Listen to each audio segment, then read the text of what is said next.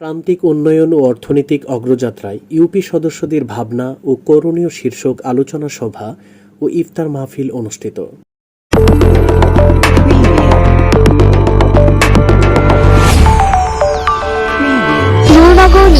সময়ের সাথে সত্যের পথে।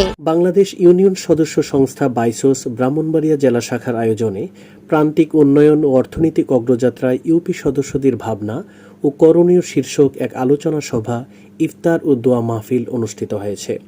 ২৮শে মার্চ ২০২৫ শুক্রবার শহরের কাউতুলিতে অবস্থিত food heart restaurant and party সেন্টারে এই আলোচনা সভা, দোয়া ও ইফতার মাহফিল অনুষ্ঠিত হয়।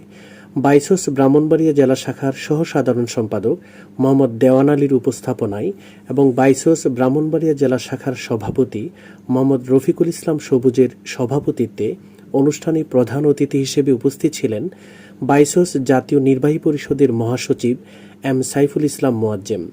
বিশেষ অতিথি হিসেবে উপস্থিত ছিলেন ব্রাহ্মণবাড়িয়াস্থ আখাউড়া সমিতির সভাপতি কবি অ্যাডভোকেট হুমায়ুন কবির ভূঁইয়া, ব্রাহ্মণবাড়িয়াস্থ আখাউড়া সমিতির যুগ্ম সম্পাদক অ্যাডভোকেট মোহাম্মদ আরিফ খান, বাইসোস ব্রাহ্মণবাড়িয়া জেলা শাখার সহ সভাপতি রাবেয়া বেগম, বাইসোস ব্রাহ্মণবাড়িয়া জেলা শাখার সাংগঠনিক সম্পাদক আল কাইয়ুম, বাইসোস ব্রাহ্মণবাড়িয়া জেলা শাখার সদস্য শাহিনুর হাবিব মোহাম্মদ শাহিন, বাইসোস ব্রাহ্মণবাড়িয়া সদর উপজেলার সভাপতি ও ১০ নং রামরাইল ইউনিয়ন পরিষদের ভারপ্রাপ্ত চেয়ারম্যান কাজী মোহাম্মদ মিজানুর রহমান, আখাউড়া উপজেলা বাইসোসের আহ্বায়ক মোহাম্মদ আব্দুস সাত্তার, কসবা উপজেলা বাইসোসের সাধারণ সম্পাদক মোহাম্মদ রফিকুল ইসলাম, বাইসোস আখাউড়া মনিয়ন্দ ইউনিয়নের যুগ্ম সাধারণ সম্পাদক মোহাম্মদ রফিকুল ইসলাম দুলাল, ব্রাহ্মণবাড়িয়া সদর উপজেলা বাইসোসের যুগ্ম সাধারণ সম্পাদক মোহাম্মদ বাসির খান সহ প্রমুখ।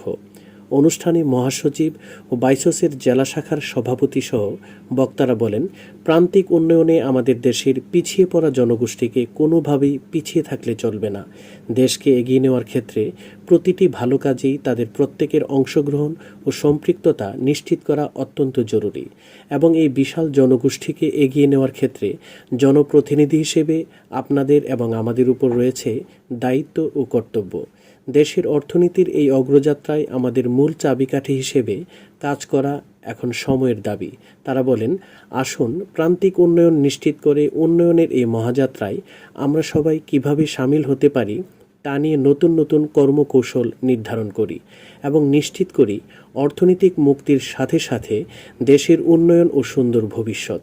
তারা সবাই সংগঠনের আগামী দিনের কর্মপন্থা নির্ধারণ করে দেশের অর্থনীতির চাকাকে আরও সচল, গতিশীল করে দেশকে এগিয়ে নেওয়ার ক্ষেত্রে গুরুত্ব আরোপ করেন। শাহাদাত হোসেন সোহেল, নূরনগর নিউজ।